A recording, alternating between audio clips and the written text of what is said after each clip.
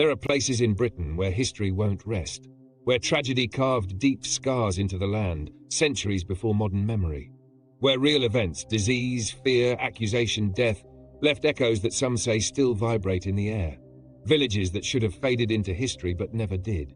Tonight we uncover the UK's most cursed villages, places where the past refuses to stay buried. This is real history, with roots in sorrow, superstition, and nightmare. For centuries, human beings have tried to make sense of tragedy through stories, myth, religion, folklore. But sometimes the stories point to something deeper, patterns of suffering that can't be ignored. These villages weren't chosen randomly. Each one endured extraordinary events, plague outbreaks, witch trials, mass death, and fear that changed the fabric of community life forever. History can be cold, but it also has a presence, a memory, and in these places that memory is impossible to ignore. At number 5 is Pluckley, a small rural village in Kent that holds a strange title. In the 1980s, it was listed in the Guinness Book of World Records as the most haunted village in England, but this reputation didn't emerge from thin air. Reports of unexplained phenomenon here go back decades. Investigators catalogued over a dozen distinct apparitions, shadowy figures on quiet roads, unexplainable screams in the night, ghostly horse-drawn carriages that vanish into thin air.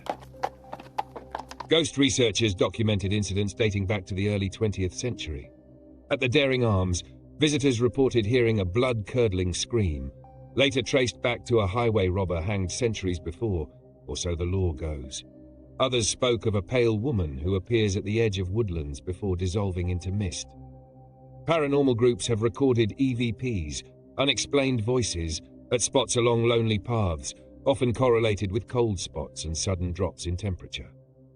Local historians note that the earliest records of strange sightings go back over 200 years, suggesting that Pluckley's eerie reputation is not modern exaggeration, but part of its historical fabric. For locals and visitors alike, Pluckley's curse isn't just a story, it's an atmosphere woven into the land itself.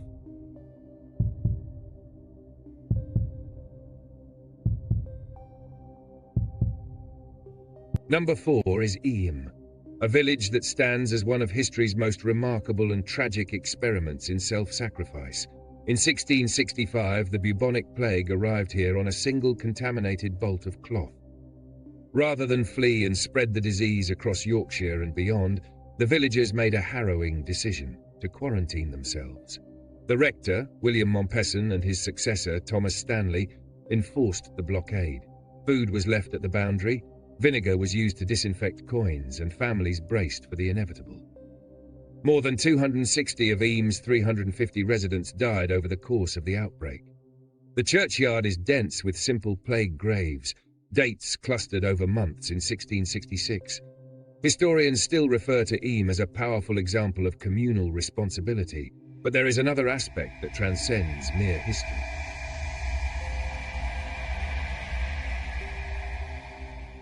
Visitors and museum records speak of an atmosphere that many describe as heavy, not merely somber, but palpably intense. Paranormal researchers note that during quiet hours, unexplained sounds have been reported near the old boundary stones, footsteps when no one is present, or sudden cold drafts in otherwise still fields.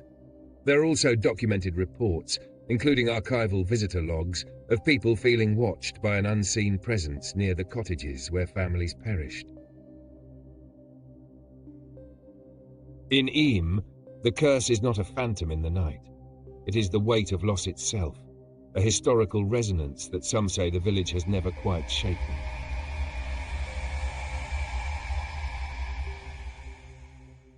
Number 3 takes us to Borley, the site of perhaps the most investigated haunted location in British history. The Borley Rectory was built in 1862, but it was the land it stood on that sparked centuries of lore. Borley stood near the site of an old medieval monastery. Fires in the 14th century destroyed much of the earlier structure and, according to historians, possibly buried tragic deaths beneath the soil. In the 1920s and 30s, Borley drew the attention of the Society for Psychical Research. Investigators documented sightings of a phantom nun, lights moving through walls and unexplained footsteps.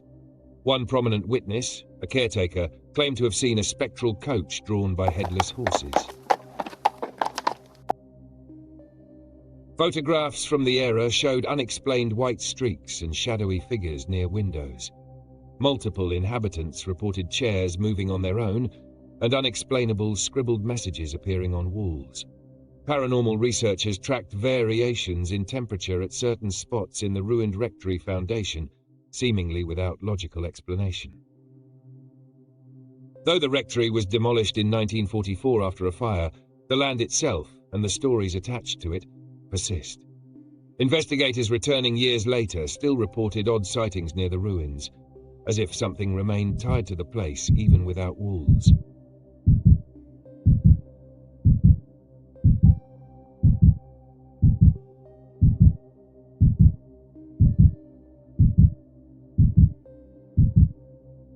Number 2 on our list is Pendle, the heartland of England's most notorious witch trials.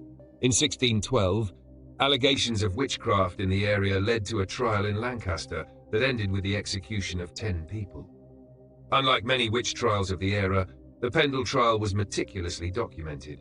Names, family relationships, and specific accusations recorded in court transcripts. Among those convicted were members of the Demdike and Chattox families, accused of conspiring to cause death and misfortune through curses and maleficium. Judge pressed the accused with intense questioning, and the transcripts reveal a community steeped in fear, suspicion, and desperation. Pendle Hill and its surrounding moorland have since been the object of folklore studies. Locals and paranormal groups have reported strange lights near specific stones and burial mounds on the moor at night. Investigators documented strange patterns in electromagnetic fields during midnight visits, unusual enough that they couldn't be attributed merely to geological interference. Some hikers and paranormal investigators claim they experienced sudden chills and unexplained whispering wind noises when isolated on the moor after sunset.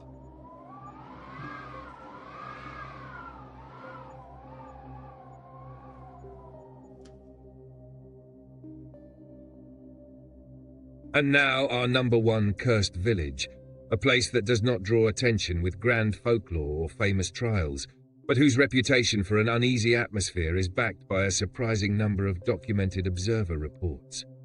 Scremerston, a coastal village near the border of England and Scotland, endured hardship across centuries, plague outbreaks, repeated waves of illness, and difficult living conditions. Scremerston's earliest parish records show outbreaks of fever in the 17th and 18th centuries that struck entire families simultaneously.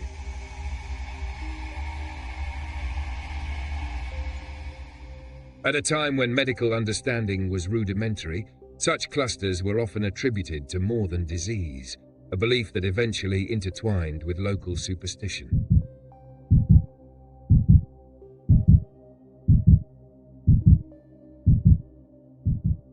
19th century travel diaries written by visitors remark on the heavy air in the village at night. Some described a sensation of being watched even when alone, and several early investigators noted unexplained temperature drops in certain alleyways after dusk. People who visited in more recent decades reported atmospheric phenomena that defy easy explanation. Flickering lights where no electricity is present, voices on the wind that stop abruptly when approached, and shadows moving across empty homes. Unlike villages tied to a single dramatic event, Scremerston's curse, if it can be called that, is cumulative. It is the layering of centuries of hardship and death folding into the land itself. It is not a single ghost or a trial or a legend, but the impression of hardship that some say never left.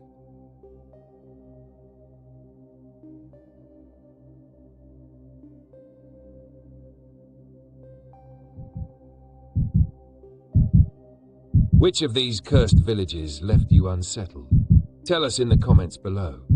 And if you love deep dives into Britain's eerie and uncanny past, we post every week, so subscribe to Ranked and Rated for more history-backed countdowns that will keep you thinking long after the video ends. Thanks for watching, and until next time, see ya, and in a bit.